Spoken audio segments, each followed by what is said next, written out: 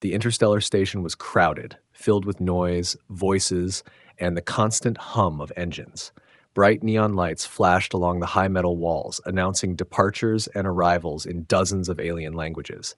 Humans, reptilian traders, insectoid diplomats, and beings with glowing skin all moved in a rush, pushing and shoving to reach their gates. In the middle of this chaos, a human man stood near the ticket counter, waiting for his transport ship. His jacket was worn, his boots dusty from long travel, and his eyes tired. He wanted nothing more than to get on board, sit in silence, and forget the noise around him. Then he saw them. A woman with pale silver skin and long dark hair stood at the edge of the ticket line. She wore a torn robe, its edges frayed and dirty.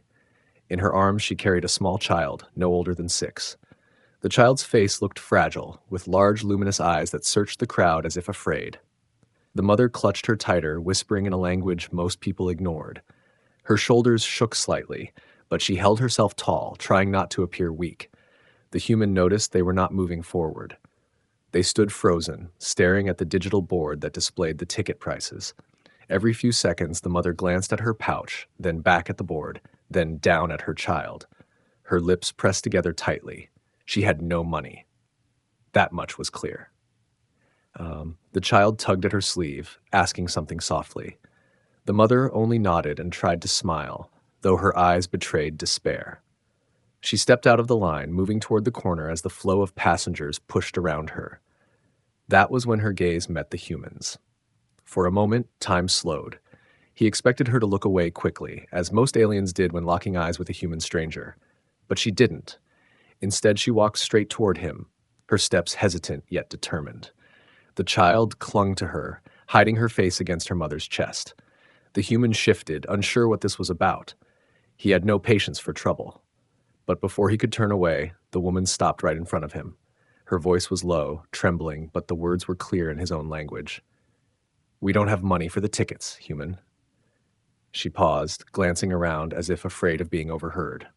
Her eyes, glowing faintly under the station's lights, locked on his. "But we'll compensate you." The human blinked. He had expected begging, maybe tears, maybe a request for food, but this was different. The way she said it, calm, direct, almost like an agreement, made it sound like a deal rather than desperation. He glanced at the child, whose wide eyes peeked out, innocent and scared. He sighed and leaned closer. "What do you mean, compensate?" he asked, keeping his voice quiet.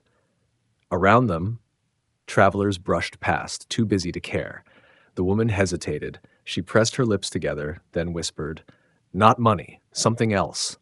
Something we can give that others cannot." Her grip on her daughter tightened, as though she feared he might take the child away. "Please, just the tickets." The human's first thought was that this was a scam. He had seen enough desperate creatures on spaceports to know when someone was lying.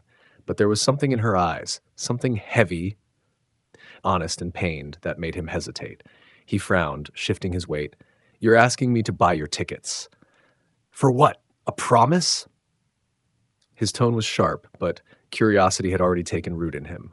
The mother bowed her head slightly, shame flickering across her face. "I cannot explain here, but if you help us, you will not regret it." Her voice cracked on the last words.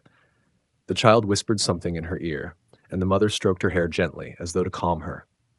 The human looked around. Security drones hovered above, scanning faces, watching for trouble.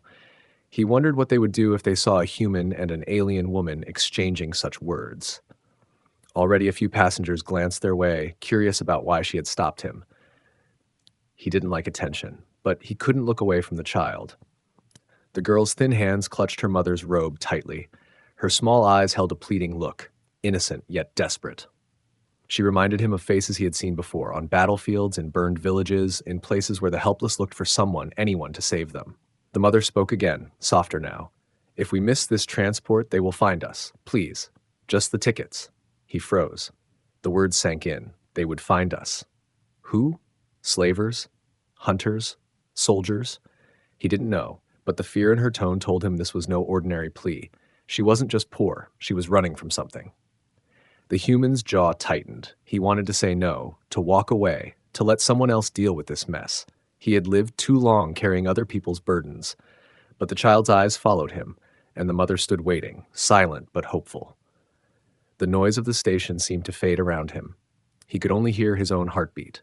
Finally, with a low curse under his breath, he pulled out his credit chip. 2 tickets? He asked gruffly. The woman's eyes widened. Relief flashed across her face, mixed with disbelief. She nodded quickly, whispering, "Yes, just 2." He pushed past the line, ignoring the looks from other passengers, and placed the chip on the counter. 2 tickets appeared on the digital screen. He handed them to her without looking. She took them carefully, as though they were made of fragile glass. Her lips trembled, but she managed a quiet, "Thank you." The child peeked out again, her face lighting with a small, shy smile. It was the first moment of hope he had seen from them. The human turned away quickly, trying to push down the strange feeling in his chest.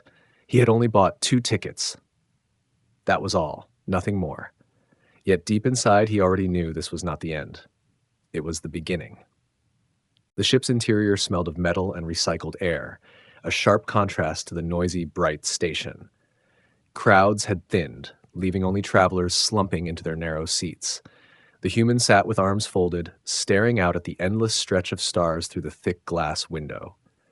He told himself he didn't care. He had done what was asked, bought the tickets, and now it was over. But the quiet sound behind him kept drawing his attention. A lullaby, soft and low, carried through the humming of the engines. The mother sat across the aisle, rocking her child gently. Her voice had a strange melody, not just words but tones that seemed to echo inside the chest of anyone listening.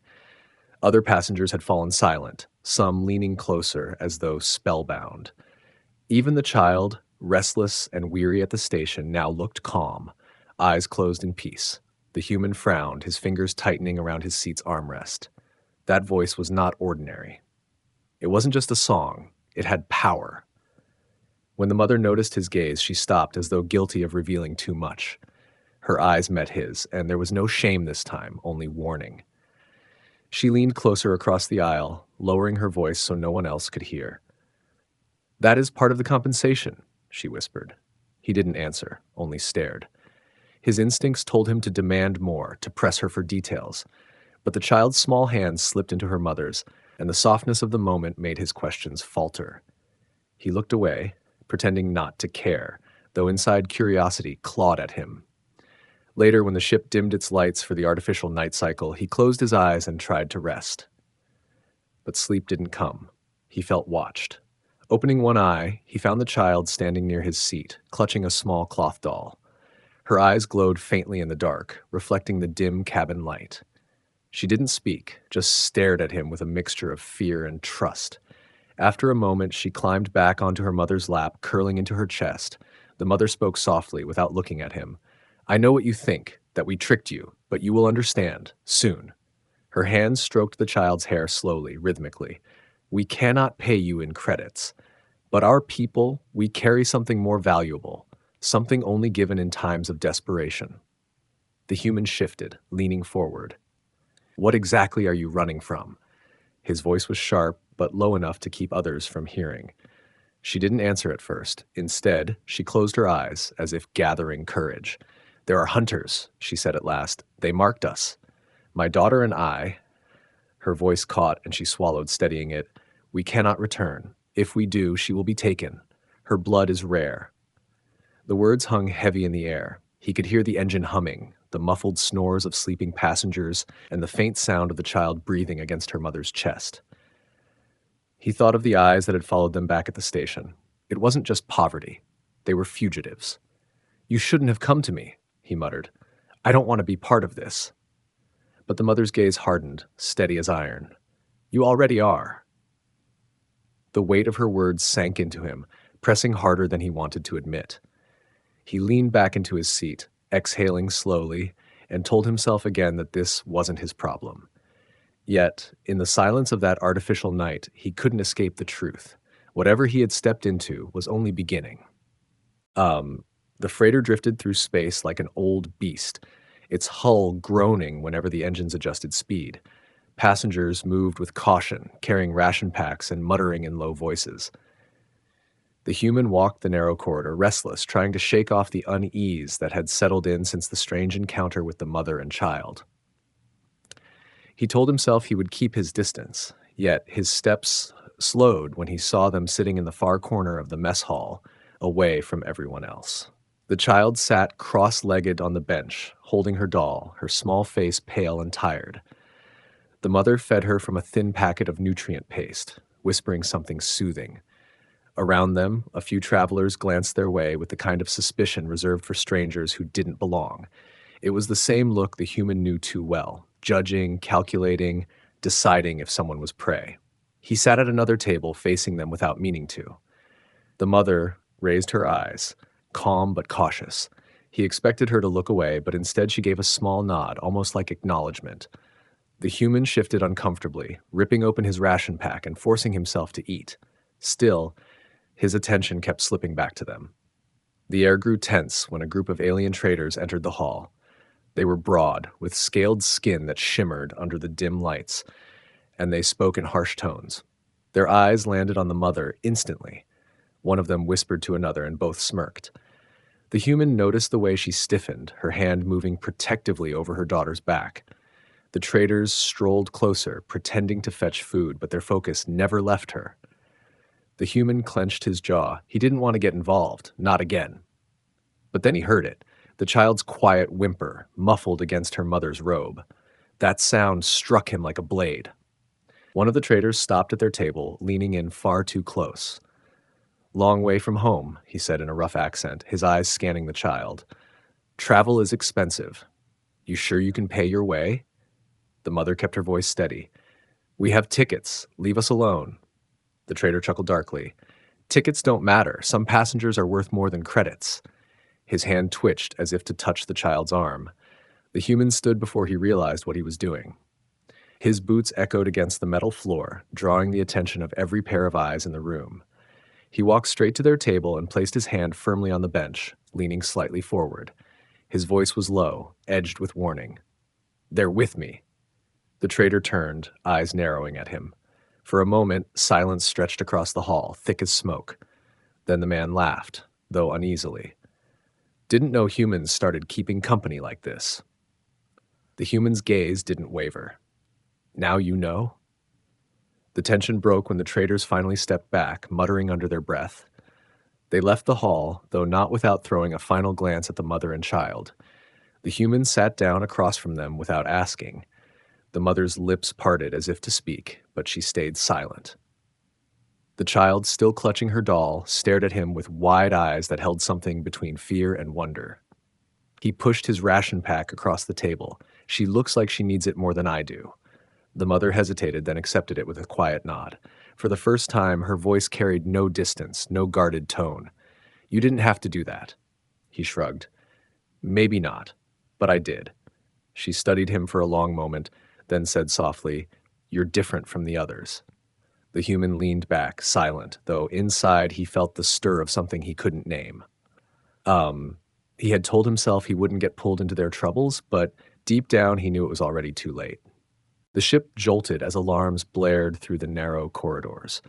Passengers shouted, some clutching their belongings, others rushing toward the sealed cabin doors. The human braced himself against the wall as the lights flickered red. The intercom buzzed with static, then a strained voice of the captain broke through. "Unscheduled boarding detected. Remain in your seats. Security teams are." The message cut off, replaced by the hiss of metal grinding against metal. The mother pulled her daughter close, her arms wrapped protectively around her small frame. Her eyes darted around the cabin, every muscle tense. The human saw the fear in her face and knew immediately. This was what she had meant at the station.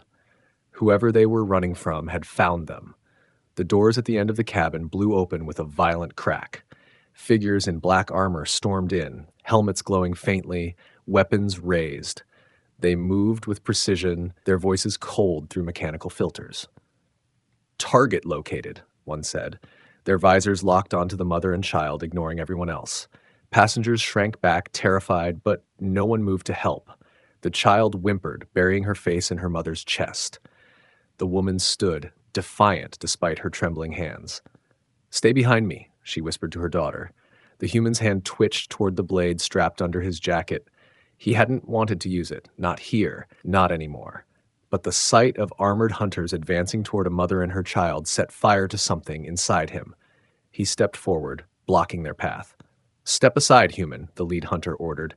His voice carried no emotion, only command. The human didn't move. "They're not going anywhere with you." The hunter tilted his head, almost amused. "This is not your concern. Move or be removed." Passengers whispered nervously, pressing themselves against the walls. No one dared intervene. The mother's eyes widened at the man standing before her, shielding her and her daughter with nothing but his body. She wanted to warn him, to beg him to back away, but the words froze in her throat. The hunters advanced. The first raised his weapon, a sleek rifle humming with charged energy. In that instant, the human struck. His blade flashed, cutting across the weapon's barrel before the shot could fire. Sparks erupted, and the hunter staggered back. Gasps filled the cabin. Chaos exploded. The hunters lunged, weapons swinging. The human moved with speed born from battles long past, ducking under strikes, slamming one armored soldier against the wall, twisting another's arm until bone cracked under the armor. The narrow cabin became a storm of fists, blades, and shouts. Passengers screamed, rushing for cover. One hunter managed to fire a shot, scorching the ceiling, filling the air with smoke. The child cried out, clinging to her mother tighter. The mother tried to shield her eyes, but she couldn't look away from the man fighting like a force of nature, refusing to let the hunters through. One soldier pinned him against the bulkhead, weapon pressed to his chest. The human growled, headbutting the helmet hard enough to shatter the visor. The attacker fell, blood spraying inside his mask. Another came from behind, but the human twisted, dragging him forward and slamming him to the ground. By the time the last one retreated, staggering with broken armor and heavy breaths, the cabin was a wreck. Passengers huddled in silence, staring at the human who stood over the fallen hunters, chest heaving, blade dripping with sparks and blood. The leader, injured but not defeated, spat through his damaged helmet. "This isn't over. The girl belongs to us. You've only delayed the inevitable," he signaled, and the hunters pulled back, retreating through the broken doors. The alarms fell silent, leaving only the sound of labored breathing and the distant hum of the ship. The mother's knees weakened, but she held her daughter tight, tears running silently down her face. Her eyes met the human's. Gratitude burned in them, but so did something deeper. A recognition, as if she had known all along he would stand for them. The human wiped the sweat from his brow, sliding his blade back into its sheath. He said nothing, but the unspoken truth hung heavy in the air. He was no longer just a bystander. He had made himself their shield, and now there was no turning back. The mess hall had been cleared after the attack, but the silence that followed was heavier than the fight itself. Broken tables lay scattered, scorch marks burned across the walls, and the stench of smoke still lingered. The crew moved quickly to repair what they could, while passengers whispered nervously, throwing glances at the mother, the child, and the human who had stood against armed hunters. No one dared sit near them now, as if their presence carried both danger and awe. The human sat at the far end, his knuckles raw, his jacket scorched where a shot had grazed him. He poured water over a cut on his forearm, watching the red trickle away. He could feel their eyes on him, the mother's steady, the child's wide and unblinking. He tried to ignore it. He told himself it had only been instinct, nothing more. But deep inside, he knew that wasn't true. The mother finally rose, crossing the room with slow, graceful steps despite her exhaustion. She placed a small bundle of cloth on the table in front of him. Inside was a strip of glowing crystal, faintly pulsing with light. "Take this," she said softly. "It is all I have left." He frowned at it, pushing it back. "I don't want payment." Her eyes narrowed slightly, her voice firm but calm. "It is not payment. It is a sign. Our people give this only to those we trust with our lives." She hesitated, glancing at her daughter. "And now, we trust you." The child climbed onto the bench beside him, clutching her doll in one hand. With the other, she touched the scar on his knuckle, tracing it with innocent curiosity. The human froze, his throat tight, unable to look away from her soft gaze. She smiled faintly, as if certain he belonged with them. Before he could speak, a heavy clatter of boots echoed through the hall. A group of armed passengers, not hunters but mercenaries traveling on the ship, marched in. Their leader, a scarred alien with bronze skin and sharp tusks, pointed toward the mother. Word spreads fast. Whoever she is, she's trouble. And trouble means profit. Hand her over, human. Step aside before this gets messy. The human rose slowly, his chair scraping against the floor. His voice was steady, cold, carrying no doubt. You saw what happened to the last ones who tried. The mercenaries laughed, circling him. Their leader sneered. You can't fight us all. The mother held her daughter close, her lips pressed in fear, but her eyes fixed on the man now standing between them, and danger again. She whispered something in her language, a prayer or perhaps a promise. The human flexed his sore hands, ignoring the sting of his wounds. He didn't back down. Try me. The mercenaries moved first, charging with blades and clubs. The human met them head-on, fighting with the same brutal precision as before. He used the tables as cover, slammed one opponent into the wall, and disarmed another with a twist that broke bone. Sparks flew as weapons clashed and cries echoed through the room. The child screamed once, but her mother covered her ears, whispering gently to calm her as they watched the storm unfold. Every strike, every fall of an enemy felt like a vow made real. The man who had no reason to care was risking everything for them. When the last mercenary hit the ground, groaning in pain, silence returned once more. The passengers who had been watching scattered quickly, pretending not to see. The human stood in the wreckage, breathing hard, his knuckles bleeding again. He turned, and for the first time he met the mother's gaze without resistance. She stepped forward close enough that her voice was only for him. You say you don't want payment, but you have already taken something. You've taken our fight as your own. He didn't argue. He couldn't. Because deep down he knew she was right. The freighter limped through space, its outer hull scarred from the clash, its corridors quiet as though holding its breath. Most passengers avoided the human now, whispering his name like a warning, keeping their distance as if proximity alone might invite danger. He didn't care. He sat near the observation deck, staring out at the endless black dotted with stars, trying to silence the storm in his chest. Soft footsteps approached, lighter than boots, almost hesitant. He didn't need to look to know it was her. The mother stood beside him, her daughter asleep in her arms, her face illuminated by the faint glow of passing starlight. She didn't speak at first, only watched him in silence, her expression unreadable. Finally, she said, "You should know what you've stepped into. Hunters will not stop. Not after what you did." He exhaled slowly, his reflection on the glass showing his tired eyes. I figured as much. She shifted her weight, holding the child closer as if she feared the walls themselves might reach for her. My daughter carries a bloodline thought to be extinct. Her veins hold the healing gift of our ancestors. With her, they can control entire systems, enslave or save millions. That is why they hunt us. That is why I asked for your help. The human turned to her, his voice rough. And this compensation you keep talking about, what is it really? Her gaze didn't waver. A bond, she said quietly. Between protector and our kind. Once given, it cannot be broken. It ties life to life, strength to strength. In times past, it was rare, almost sacred. But I offer it to you. She lowered her eyes then, shame flickering across her face.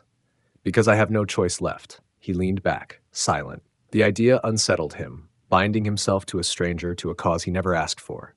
Yet he couldn't forget the small hands of the child on his scars, the way her mother's voice had carried both desperation and faith. The mother sat across from him now, shifting her daughter carefully so the child lay on the bench, asleep. She looked older in that moment, burdened, but still carried herself with quiet strength. You saved us twice already, not for reward, not for gain. That is why you were chosen, not by me, not by her, but by something greater. He almost laughed, but it died before reaching his lips. He thought of the soldiers he had fought beside, of promises broken in blood and fire. He didn't believe in greater things anymore. But when he looked at her and at the fragile child breathing softly beside her, something in his chest stirred that he couldn't silence. You're asking me to tie myself to you, he said finally. To a war I don't even understand. She nodded once. Yes. But know this, the bond will give you more than you can imagine. Your wounds will heal faster.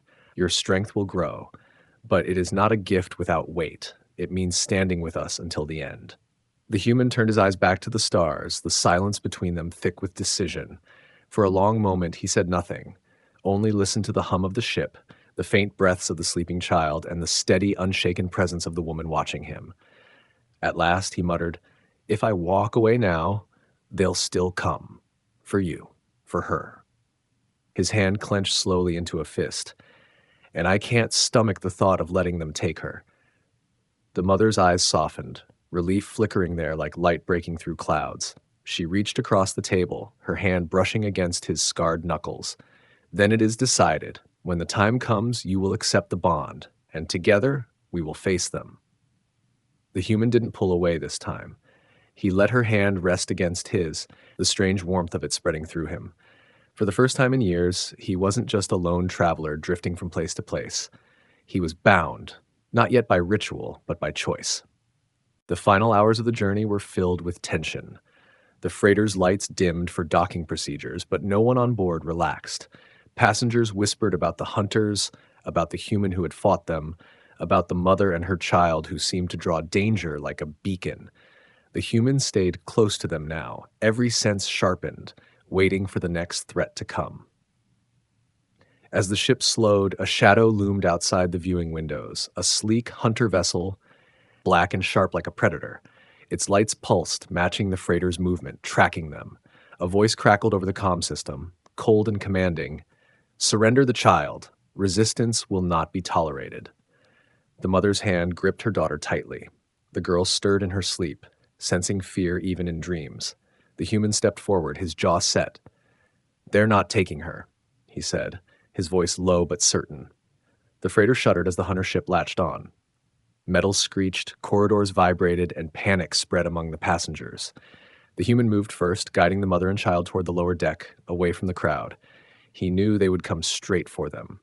The doors blew open with another violent blast, armored hunters pouring in, their visors glowed red, weapons humming. The leader's gaze fell instantly on the child. "She belongs to us. Step aside, human. You cannot win." The human drew his blade. His body ached from past battles, but something inside him surged, an energy not his own. The mother's eyes locked on his, and she spoke words he barely understood, ancient and resonant. The bond she had promised ignited in that moment. Heat coursed through his veins, strength flowing into his limbs, his pain fading as though burned away by invisible fire. When the hunters charged, he met them with fury unlike before. His strikes were faster, heavier, at each blow fueled not only by his will but by the strange power connecting him to the mother and child. Weapons shattered, armor split, and for the first time the hunters faltered. They had expected a man. What they faced was something more. The leader lunged, weapon raised for the child. The human intercepted, blade locking against the rifle, sparks flying. He growled through gritted teeth, pushing back with strength that should not have been possible. With a roar, he drove the blade through the hunter's chest, dropping him to the floor. The remaining soldiers hesitated, fear flickering in their mechanical voices as they backed away. "Impossible," one hissed. "He should not be able to." But they didn't finish. They retreated, dragging their fallen leader, retreating into the shadows of their ship. The freighter's crew sealed the hull again, alarms silencing one by one. Passengers stared, stunned by what they had seen. A lone human, standing bloodied but unbroken, had faced down an entire hunter squad and forced them to flee. The mother approached, her daughter still clinging to her side. Her eyes shone with relief, with gratitude, with something unspoken yet undeniable. "It is done," she whispered. "The bond is sealed. You are one of us now." The child reached out, her small hand slipping into his. Her touch was warm, steady, unafraid. For the first time in years, the human felt something stir deep inside, belonging. He had not only saved them, they had saved him from a life of drifting without purpose. The freighter resumed its course, carrying them toward a future none of them had expected. The human sat with the mother and her child, his blade resting at his side, his resolve sharper than ever. He was no longer just a passenger. He was their shield, their protector, bound by choice and by fate. And as the stars stretched before them, he knew this was only the beginning of a story larger than himself.